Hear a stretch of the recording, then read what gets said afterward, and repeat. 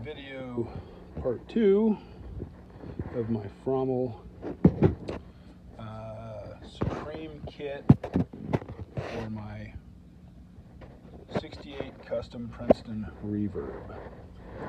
So we got new F&T filter caps, replaced all these little suckers right here, little caps.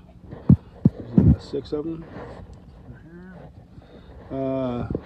That is an interesting connection right there.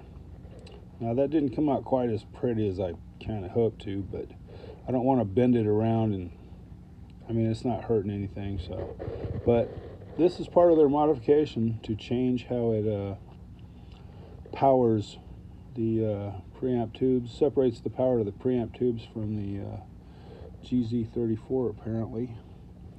So we did change the several resistors right there. Those 2 red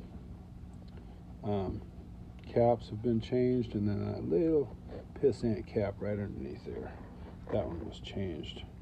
So I'm hoping that's going to do some wonders for the tone stack, because I don't have a problem with just having a treble and a bass control. I mean, I get how they interact, but I don't really.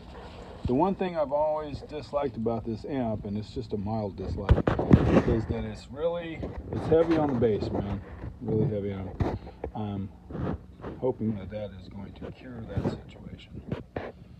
Anyway, this is supposed to really clean it up and, you know, make me want to touch myself when I play my guitar. So anyway, it'll be back together here shortly, and I'll play it and make sure I haven't messed something up and